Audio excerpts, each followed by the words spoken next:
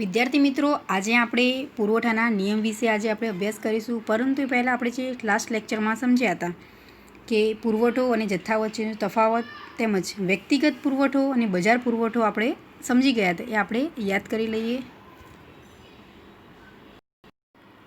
હવે આપણે સમજ્યા હતા કે પુરવઠો અને જથ્થો કોને આપણે કહી શકીએ છીએ.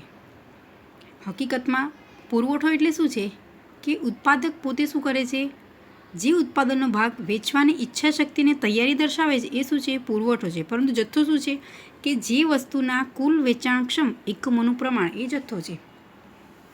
એટલે કે ખાસ યાદ રાખવાનું છે, બંનેનો તફાવત પૂછાય એક્ઝામમાં.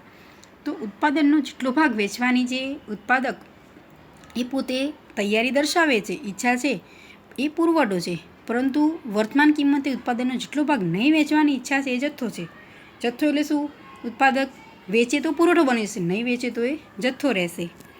ખાસ ધ્યાનમાં રાખવાનું છે. હવે આપણે જોઈએ કે જે વ્યક્તિગત તેમજ બજાર પુરવઠો કોને કહીએ.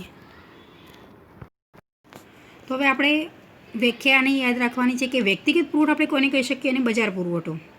તો ફરીથી યાદ કરી લઈએ કે વ્યક્તિગત પુરવઠો એટલે શું. તો એક જ ઉત્પાદક દ્વારા કે પેઢી દ્વારા બજારમાં જે ચીજ વસ્તુઓ મૂકવામાં આવે છે તો એ શું છે, વ્યક્તિગત પુરવઠો. પરંતુ બજાર પુરવઠો એટલે શું, તો એક નહીં પરંતુ એક કરતાં વધુ ઉત્પાદકો એટલે કે અનેક ઉત્પાદકો દ્વારા વસ્તુનો જેટલો જથ્થો જે વેચવા માટે મૂકવામાં આવે છે એ શું છે, બજાર પુરવઠો છે. હવે આપણે જોઈશું કે પુરવઠાનો જે નિયમ વિશે સમજીએ. હવે આપણે જોઈએ કે પુરવઠાનો નિયમ. આ ક્વેશ્ચન ખૂબ જ મહત્ત્વનો છે, એક્ઝામમાં પૂછાય કે પુરવઠાનો નિયમ આકૃતિ સહિત સમજાવો. આ આપણે સૌપ્રથમ જેમ આપણે માંગનું સમજ્યા હતા કે અનુસૂચિ, ત્યારબાદ એની આકૃતિ અને પછી આપણે જેનું વિશ્લેષણ એ સમજૂતી હતી, એમ આ જ રીતે પુરવઠાનો પણ નિયમ છે. તો એવી જ રીતે આપણે સૌપ્રથમ સમજીશું, ત્યારબાદ એની અનુસૂચિ આકૃતિ દ્વારા સમજીશું અને પછી વિશ્લેષણ એનું લખીશું. આખો જ પુરવઠાનો નિયમ કે પુરવઠાનો નિયમ શું કહેવા માગે છે. આપણે સમજ્યા હતા કે માંગનો નિયમ છે એ એવું કહેવા માગે છે કે કિંમત અને માંગ વચ્ચેનો સંબંધ કેવો છે, વ્યસ્ત સંબંધ છે. જ્યારે પુરવઠાનો નિયમ એવું કહે છે કે કિંમત અને પુરવઠા વચ્ચેનો સંબંધ કેવો છે, સીધો સંબંધ છે. ખાસ ધ્યાનમાં રાખવાનું છે કે માંગનો નિયમ એવું કહે છે કે કિંમત અને માંગ વચ્ચેનો સંબંધ એ વ્યસ્ત છે, જ્યારે પુરવઠાનો નિયમ એવું કહે છે કે કિંમત અને પુરવઠા વચ્ચે છે એ સીધો સંબંધ જોવા મળે છે. હવે આપણે જોઈએ કે સૌપ્રથમ અન્ય પરિબળો યથાવત રહે તો વસ્તુની કિંમતમાં વધારો થતાં તેના પુરવઠાનું વિસ્તરણ થાય છે અને વસ્તુની કિંમત ઘટતાં પુરવઠાનું સંકોચન થાય છે. ખાસ ધ્યાનમાં રાખવાનું છે પુરવઠામાં કે જો વસ્તુની કિંમતમાં વધારો થાય છે તો પુરવઠાનું શું થશે, વિસ્તરણ. જ્યારે વસ્તુની કિંમતમાં ઘટાડો થાય તો પુરવઠાનું એ સંકોચન થાય છે. કિંમત વધે છે તો પુરવઠાનું વિસ્તરણ, કિંમત ઘટે છે તો પુરવઠાનું એ સંકોચન જોવા મળે છે. આમ વસ્તુની કિંમત અને પુરવઠા વચ્ચે કેવો સંબંધ છે, ધન એટલે કે સીધો સંબંધ છે. કિંમત અને પુરવઠા વચ્ચે કેવો સંબંધ જોવા મળે છે, તો ધન એટલે કે સીધો સંબંધ છે, જેને પુરવઠાના નિયમ તરીકે ઓળખવામાં આવે છે. શોર્ટ ક્વેશ્ચનમાં પૂછાય કે વસ્તુની કિંમત અને પુરવઠા વચ્ચે કેવો સંબંધ છે, તો આન્સર આવશે ધન એટલે કે સીધો સંબંધ છે. એ જ રીતે શોર્ટ ક્વેશ્ચન બીજો પૂછાય કે કિંમત અને માંગ વચ્ચે કેવો સંબંધ જોવા મળે છે, તો વ્યસ્ત. બીજી રીતે પણ ફેરવીને પૂછાય કે સીધો સંબંધ છે એ શેમાં જોવા મળે છે, તો વસ્તુની કિંમત અને પુરવઠામાં એ જોવા મળે છે. ખાસ આ યાદ રાખવાનું છે ક્વેશ્ચન. હવે આપણે જોઈએ કે પુરવઠાના નિયમની જે ધારણાઓ, આપણે પુરવઠાનો નિયમ સમજવાનો છે એની ધારણાઓ પહેલાં આપણે સમજી લઈએ. તો કિંમત અને પુરવઠા વચ્ચેનો સંબંધમાં કેટલીક ધારણાઓ પર રચવામાં આવ્યો છે. એટલે કે કિંમત સિવાયના જે પરિબળો છે એને સ્થિર ધારવામાં આવે છે. માત્ર વસ્તુની કિંમત અને તેના પુરવઠા પર જ ધ્યાન કેન્દ્રિત કરવામાં આવે તો પુરવઠાનો નિયમ એ તારવી શકાય છે. તો પુરવઠા નિયમની ધારણાઓ છે, સૌપ્રથમ છે કે ઉત્પાદનના સાધનોની કિંમત એ સ્થિર રહે છે. એટલે કે ઉત્પાદનના સાધનો છે એની કિંમત કેવી જોવા મળે છે આપણને, સ્થિર, કે વધારો કે ઘટાડો થતો નથી. આપણે જે પુરવઠાને અસર કરતા પરિબળો તો એ સમજ્યા હતા. તો તો એમાં વસ્તુની કિંમત અને વસ્તુની કિંમત સિવાયના જે પરિબળો હતા કે અન્ય પરિબળો, એ 4 પરિબળો હતા. ઉત્પાદનના સાધનોની કિંમત, ટેકનોલોજીની કક્ષા, ભવિષ્યના ભાવોની અટકળો એટલે કે અનુમાન અને અન્ય પરિબળો. આ શું હતા? વસ્તુની કિંમત સિવાયના પરિબળો હતા. બીજો મુદ્દો છે કે ઉત્પાદન પદ્ધતિમાં ફેરફાર થતો નથી. ઉત્પાદન પદ્ધતિ એટલે શું? ટેકનોલોજી. તો ટેકનોલોજીની કક્ષા કેવી જોવા મળે છે આપણને? સ્થિર જોવા મળે છે. ત્રીજો મુદ્દો કે અન્ય વસ્તુના ભાવ પણ કેવા છે? સ્થિર રહે છે. અન્ય વસ્તુ છે એના પણ ભાવમાં વધારો ઘટાડો જોવા નથી મળતો, ફેરફાર કોઈ પણ નથી થતો. ચોથું છે બજારમાં ભવિષ્યની કિંમતો અંગેની અટકળો સ્થિર રહે છે. આ દરેક છે નિયમની જે ધારણા છે એ શું છે? વસ્તુની કિંમત સિવાયના જે અન્ય પરિબળો કહેવા માગે છે.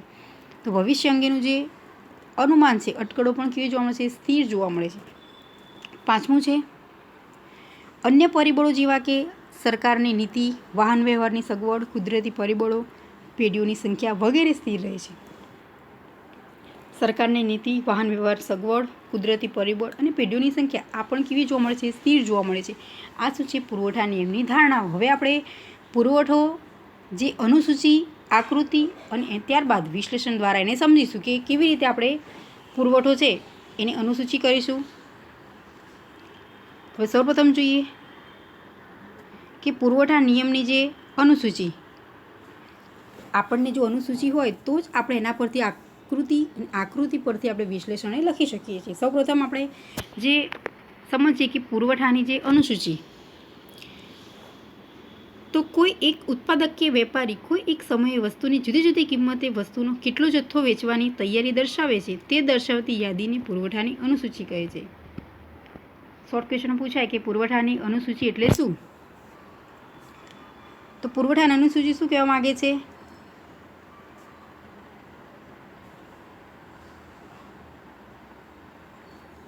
કે એક ઉત્પાદક કે વેપારી કોઈ એક સમયે જુદી જુદી કિંમતે વસ્તુનો કેટલો જથ્થો વેચવાની તૈયારી દર્શાવે છે તે પુરવઠાની જે અનુસૂચિ છે. વસ્તુની જુદી જુદી કિંમતે જે જથ્થો વેચવા તૈયારી દર્શાવે છે એ શું થશે? પુરવઠાની અનુસૂચિ. આપણે પુરવઠાનો અર્થ સમજી ગયા હતા.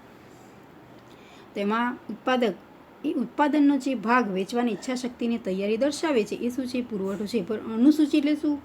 કે એ વસ્તુની હકીકતમાં એ ઉત્પાદક વેપારી એ પોતે અલગ અલગ કિંમતે એ પુરવઠો બજારમાં મૂકે છે. તો અહીં મેં અનુસૂચિ દર્શાવી છે. આપણે કોઈ પણ રીતે કાલ્પનિક આંકડાકીય માહિતી આપણને દર્શાવવાની રહેશે.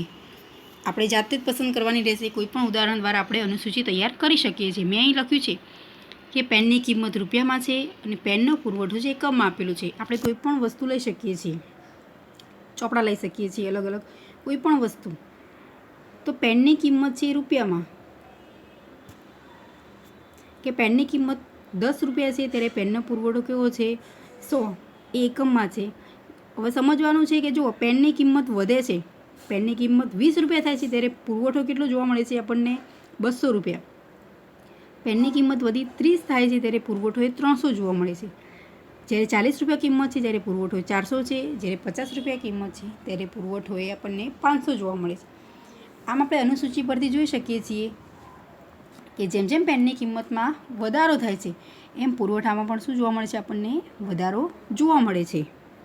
જ્યારે માંગમાં આપણે સમજ્યા હતા તો માંગમાં કેવું હતું?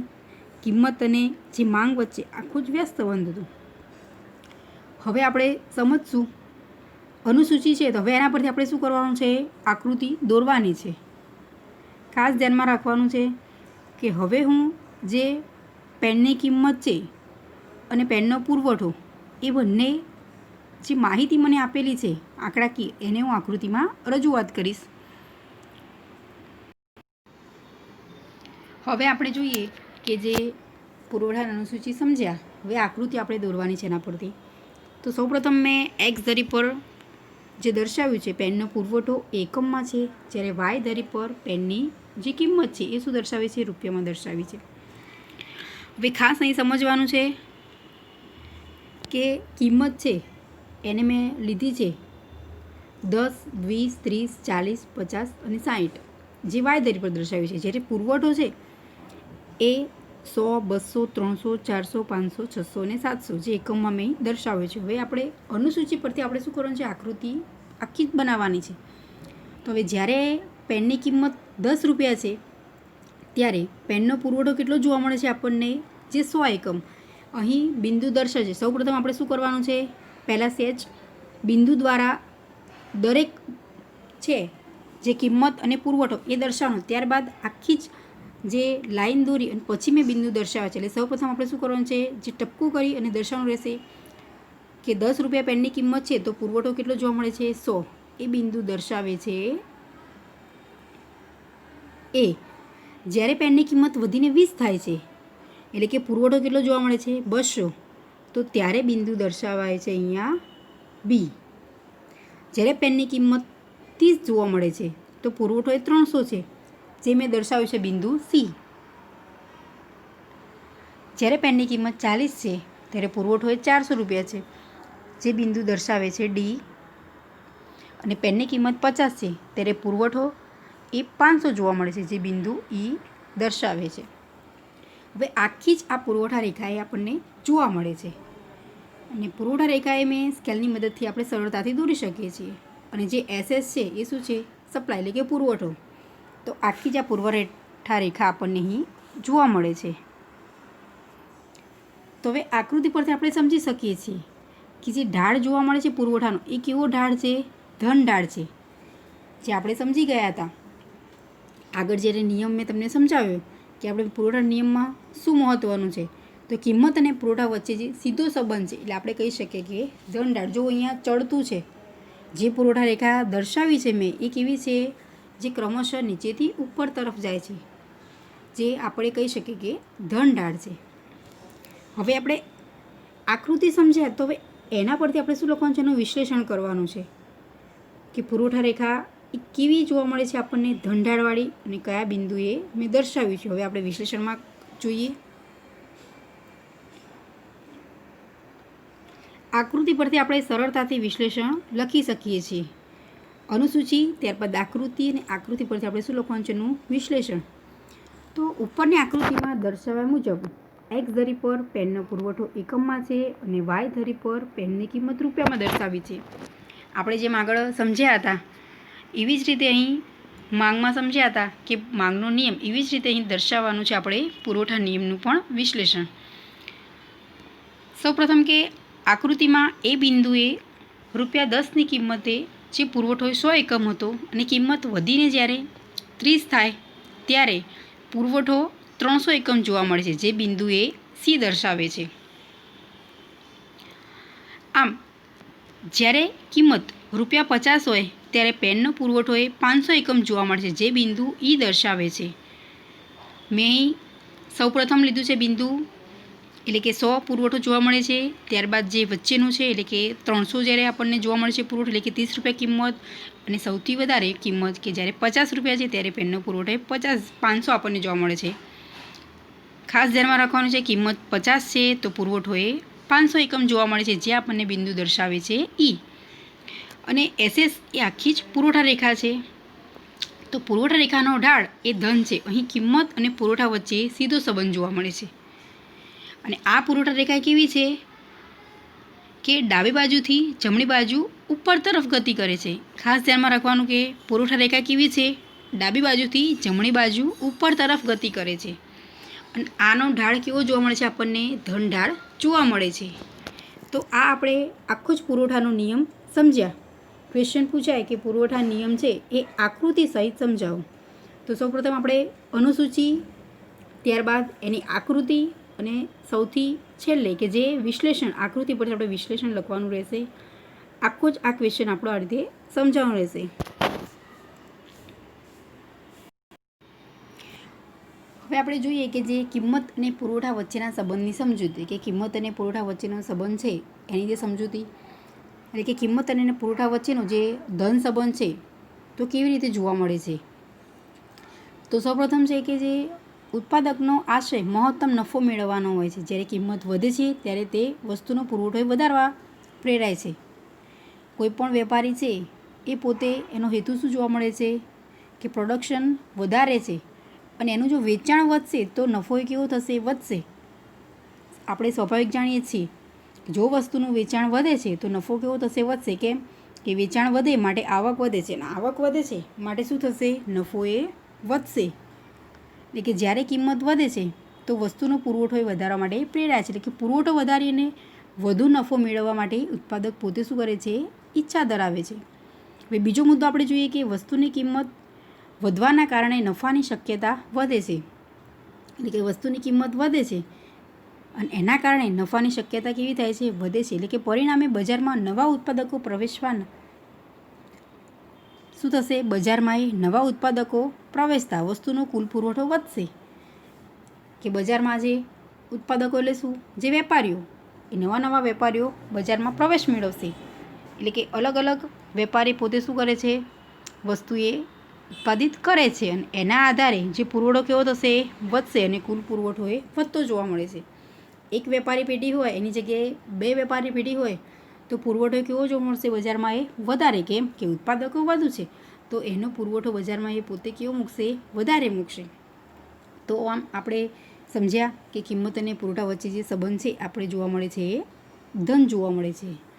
હવે આપણે સમજીએ કે જે પુરવઠામાં વિસ્તરણ સંકોચન.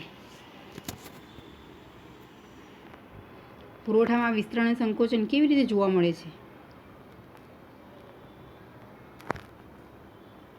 આ ક્વેશ્ચન એક્ઝામમાં પૂછાય કે પુરવઠામાં વિસ્તરણ સંકોચન આકૃતિ સહિત સમજાવો. આપણે જેમ માંગમાં સમજ્યા હતા કે માંગનું વિસ્તરણ અને સંકોચન આકૃતિ દ્વારા સમજાવો. ખૂબ જ આ મહત્ત્વનો ક્વેશ્ચન છે કે પુરવઠા નિયમ, પુરવઠાનું વિસ્તરણ સંકોચન, પુરવઠામાં વધારો ઘટાડો, આ દરેક ક્વેશ્ચન છે એ ખૂબ જ મહત્ત્વના ક્વેશ્ચન છે. જેમાં પુરવઠાનો નિયમ સમજી ગયા. હવે આપણે જોઈશું કે પુરવઠામાં જે વિસ્તરણ સંકોચન છે એ કેવી રીતે જોવા મળે છે. તો અન્ય પરિબળો યથાવત રહેતા વસ્તુની કિંમત વધતા પુરવઠામાં જે વૃદ્ધિ થાય છે તેને પુરવઠાનું વિસ્તરણ કહેવામાં આવે છે. ટૂંકમાં કહેવાય તો કહી શકીએ કે વસ્તુની કિંમત વધે છે તો પુરવઠાનું શું જોવા મળે? વિસ્તરણ જોવા મળે. આપણે જે માંગના જે સમજ્યા હતા નિયમમાં એવી જ રીતે પુરવઠા નિયમ આપણે સમજ્યા. તો હવે સમજવાનું છે કે પુરવઠા નિયમ આપણે સમજી ગયા કે જેમ જેમ પેનની કિંમતમાં વધારો થયો તેમ પુરવઠો કેવો થયો હતો? વધતો ગયો હતો. તો હવે આપણે જોઈએ કે વસ્તુની કિંમત ઘટતા પુરવઠો કેવો થાય છે? ઓછો થાય છે. તો કહી શકીએ કે પુરવઠાનું સંકોચન થયું. જો વસ્તુની કિંમત ઘટે છે તો પુરવઠો કેવો થશે? ઓછો થશે. ખાસ સમજવાનું છે પુરવઠાનું વિસ્તરણ શું છે, પુરવઠાનું સંકોચન શું છે. કે વસ્તુની કિંમત વધે છે તો પુરવઠાનું વિસ્તરણ છે, પરંતુ જો વસ્તુની કિંમત ઘટે છે એટલે કે પુરવઠો ઓછો થાય છે તે શું છે? પુરવઠાનું એ સંકોચન જોવા મળે છે.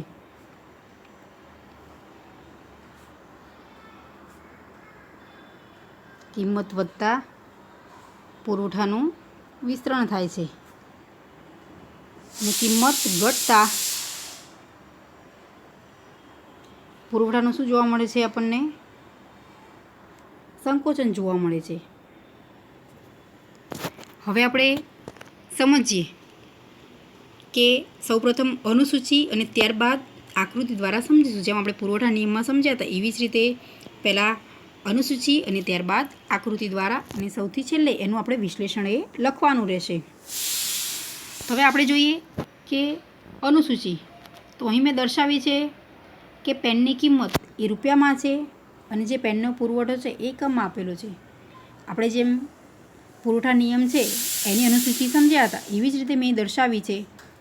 તો પેનની કિંમત છે એ રૂપિયામાં છે અને પેનનો પુરવઠો એકમમાં આપેલો છે. કે પેનની કિંમત જ્યારે 10 રૂપિયા છે ત્યારે પુરવઠો એ 100 એકમ જોવા મળે છે.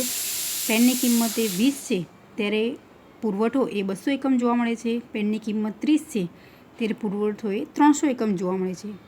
જ્યારે પેનની કિંમત 40 છે ત્યારે પેનનો પુરવઠો એ 400 એકમ જોવા મળે છે અને પેનની કિંમત એ 50 છે ત્યારે પેનનો પુરવઠો એ 500 એકમ જોવા મળે છે. હવે આપણે જોઈએ કે આકૃતિમાં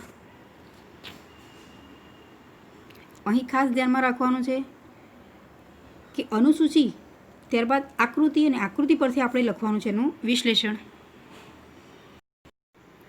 હવે આપણે જોઈએ કે જે મેં એક્સ ધરી પર લીધું છે પેનનો પુરવઠો એકમમાં અને વાય ધરી પર જે કિંમત છે એ રૂપિયામાં છે. અહીં ખાસ આપણે આકૃતિ છે એ એકદમ યોગ્ય રીતે દર્શાવવાની છે કે હું એવી રીતે સ્કેલ માપ મેં પસંદ કર્યું છે કે આકૃતિ એનાથી બહુ મોટી અથવા તો બહુ નાની ના લાગવી જોઈએ. મેં અહીંયા જો લીધું છે 0 થી 10, 20, 30, 40, 50, 60 એ રીતે.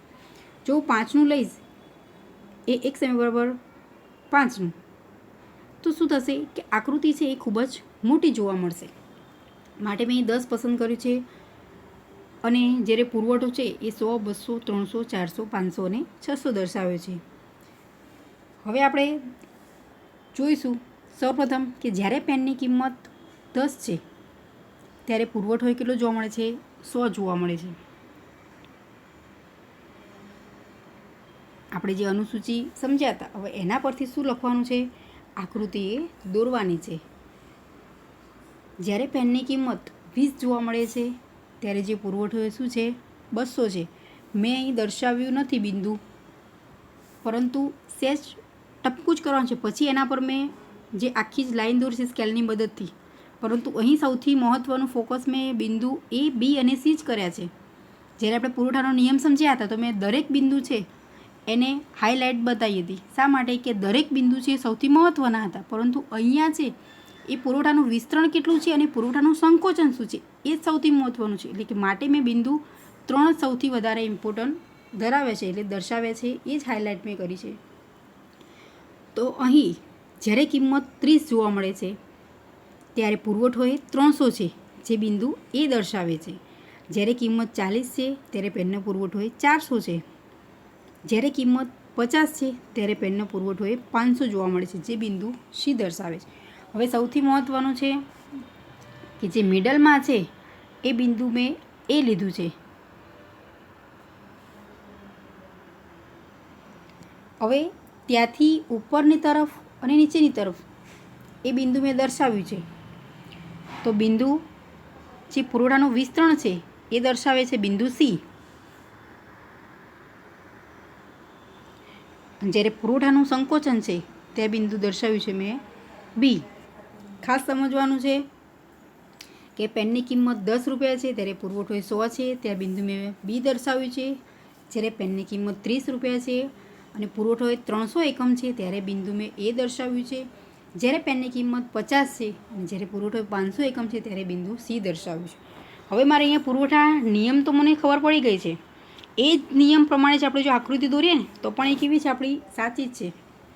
પરંતુ અહીં પુરવઠા નિયમમાં આપણે કેવી રીતે બિંદુ આપ્યા હતા? A, B, C, D અને E, જે નીચેથી ઉપર તરફ જતા હતા. પરંતુ અહીં મેં વચ્ચે જે સેન્ટરમાં આપણે કહીએ કે જ્યારે પેનની કિંમત 30 છે ત્યારે મેં દર્શાવ્યું છે બિંદુ A. હવે ત્યાંથી મારે જોવાનું છે કે વિસ્તરણ કોને કહી શક અને સંકોચન કોને કહી શકીએ આપણે. તો બિંદુ A થી C છે એ શું છે? પુરવઠાનું વિસ્તરણ છે. આપણે પછી વિશ્લેષણમાં લખવાનું છે. પહેલાં હું તમને આકૃતિમાં સમજાવું છું, ત્યારબાદ વિશ્લેષણમાં આપણે કે બિંદુ A થી C છે એ જોવા મળશે આપણને પુરવઠાનું વિસ્તરણ. જ્યારે બિંદુ A થી B છે એ શું છે? પુરવઠાનું સંકોચન. ફરીથી કહું, બિંદુ A થી C છે એ શું છે? પુરવઠાનું એ વિસ્તરણ.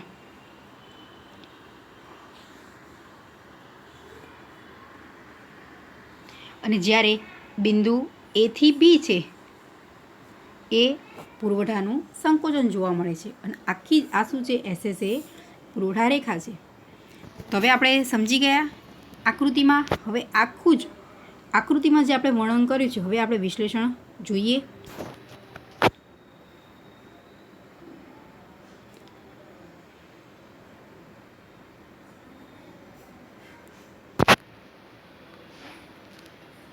તો ઉપરની આકૃતિમાં દર્શાવ્યા મુજબ એક્સ ધરી પર પેનનો પુરવઠો એકમમાં અને વાય ધરી પર પેનની કિંમત એ રૂપિયામાં દર્શાવી છે. આ આપણે દરેકમાં લખવાનું છે. પુરવઠાનો નિયમ સમજાવીએ કે માંગનો નિયમ સમજાવતા હોઈએ, પુરવઠાનું વિસ્તરણ સંકોચન હોય કે પુરવઠાનો વધારો ઘટાડો હોય.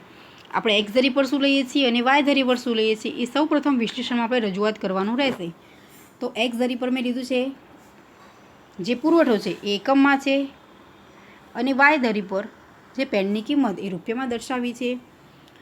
જ્યારે પેનની કિંમત 30 હતી ત્યારે પેનનો પુરવઠો એ 300 હતો, જે બિંદુ એ દર્શાવે છે. જે સૌથી આપણે સમજ્યા હતા કે બિંદુ એ શું છે? સેન્ટરમાં છે કે પેનની કિંમત 30 છે ત્યારે પુરવઠો કેટલો જોવા મળ્યો તો આપણને 300. તો એ દર્શાવે છે બિંદુ એ. હવે એ બિંદુથી આપણે પુરવઠાનું વિસ્તરણ શું છે અને પુરવઠાનું સંકોચન એ સમજ્યા. તો પેનની કિંમત 30 રૂપિયાથી વધીને ₹50 થાય ત્યારે પુરવઠો એ 300થી વધુને 500 એકમ જોવા મળે છે, જે બિંદુ એથી સી દર્શાવે છે, જેને પુરવઠાનું વિસ્તરણ કહેવામાં આવે છે. પુરવઠાનું વિસ્તરણ ક્યારે જોવા મળે છે કે પેનનો પુરવઠો વધે છે ત્યારે પુરવઠાનું એ વિસ્તરણ જોવા મળે છે. એટલે કે પેનની કિંમત 30 હતી તો એની જગ્યાએ 50 રૂપિયા થાય છે, કિંમતમાં શું થાય વધારો, તો પુરવઠો સામે કેવો થશે, વધશે જ. આપણે નિયમમાં સમજ્યા હતા કે કિંમત જેમ જેમ વધે છે એમ પુરવઠો શું થશે, વધશે. કિંમત વધે પુરવઠો વધે છે તો કિંમત 30થી 50 થઈ તો પુરવઠો એ 300થી 500 એકમ જોવા મળે. તો એ બિંદુથી સી દર્શાવે છે, જે પુરવઠા રેખામાં આપણે સમજ્યા, જે બિંદુ એથી સી દર્શાવે છે, જેને આપણે કહી શકીએ છીએ કે પુરવઠાનું એ વિસ્તરણ. પુરવઠાનું વિસ્તરણ કોને કહી શકીએ કે જે બિંદુ એથી સી દર્શાવે છે. અને આપણે વિસ્તરણ કોને કહીએ છીએ, કેવું હોય તો શું થાય, વસ્તુની કિંમત વધે છે તો પુરવઠો કેવો થયો, વધ્યો. આપણે આના પરથી પણ સમજી શકીએ. જો આપણે અનુસૂચિ સમજ્યા અને ત્યારબાદ આકૃતિ પરથી પણ આપણે કહી શકીએ કે પુરવઠાનું વિસ્તરણ શું છે, તો કિંમત વધતા પુરવઠામાં જે વધારો થાય છે એ શું છે, વિસ્તરણ છે. હવે સંકોચન આપણે કહેવું હોય તો શું થશે, સંકોચનની કે કિંમત ઘટશે તો પુરવઠો પણ ઘટશે, કિંમત વધી તો પુરવઠો વધ્યો, અને સંકોચનમાં કિંમત ઘટશે તો પુરવઠો પણ કેવો થશે, ઘટશે. તો આપણે જોઈએ કે જે પેનની કિંમત 30 રૂપિયાથી ઘટીને ₹10 થાય ત્યારે પેનનો પુરવઠો એ 300 એકમથી ઘટીને 100 એકમ જોવા મળે છે. એટલે કે જે બિંદુ એથી બી દર્શાવે છે, જેને પુરવઠાનું સંકોચન કહેવામાં આવે છે. આખું જ વિસ્તરણ સમજે એનાથી ઓપોઝિટ, કે પેનની કિંમત જો 30 છે એની જગ્યાએ ઘટાડો જોવા મળે, કેટલી થાય, 10. વિસ્તરણમાં વધારો થાય પુરવઠામાં અને કિંમતમાં. જ્યારે સંકોચનમાં શું થશે કે કિંમતમાં પણ ઘટાડો થશે અને પુરવઠામાં પણ ઘટાડો. કિંમત 30 રૂપિયા છે એમાં ઘટાડો થઈ અને 10 થાય છે ત્યારે પુરવઠો છે એ 300 એકમથી ઘટીને 100 એકમ થશે. એટલે કે જે બિંદુ એથી બી દર્શાવે છે, જે બિંદુ એથી બી દર્શાવે છે, જેને આપણે કહી શકીએ છીએ કે પુરવઠાનું સંકોચન. આપણે વ્યાખ્યામાં પણ સમજાય કે કિંમતમાં ઘટાડો થાય અને પુરવઠો ઘટે છે તો એ દર્શાવે છે પુરવઠાનું સંકોચન. આમ આખો જ આ ક્વેશ્ચન છે આપણી રીતે લખવાનો છે. સૌપ્રથમ એનો અર્થ, એની અનુસૂચિ, ત્યારબાદ આકૃતિ, અને આકૃતિ પરથી આપણે વિશ્લેષણ લખવાનું રહેશે.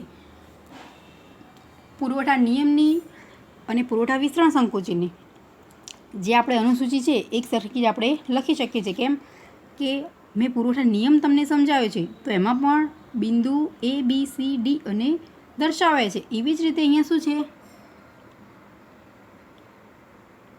વિસ્તરણ સંકોચન, વિસ્તરણ અને સંકોચન છે એ ખાલી આપણે અલગ દર્શાવ્યું છે કે એથી સી બિંદુ છે એ પુરવઠાનું વિસ્તરણ છે, જ્યારે પુરવઠાનું સંકોચન છે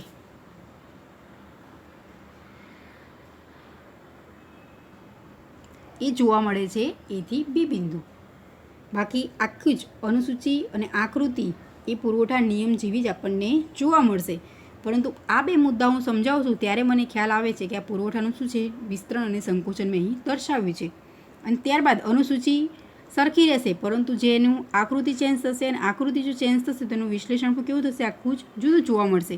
આ ખાસ યાદ રાખવાનું છે. જો આપ કોઈ પણ અનુસૂચિ આપેલી હોય કાલ્પનિક અને એના પરથી આકૃતિ બનાવો, આકૃતિ પરથી વિશ્લેષણને સરળતાથી આપણે લખી શકીએ છીએ. ધ્યાનમાં રાખવાનું છે. હવે આપણે નેક્સ્ટ લેક્ચરમાં જોઈશું કે પુરવઠામાં વધારો ઘટાડો તેમજ જે પુરવઠા નિયમના જે અપવાદો, જેમ આપણે માંગ નિયમમાં પણ અપવાદો સમજ્યા હતા એમ આપણે પુરવઠા નિયમના પણ અપવાદો છે અને પુરવઠામાં વધારો ઘટાડો એ આપણે સમજીશું.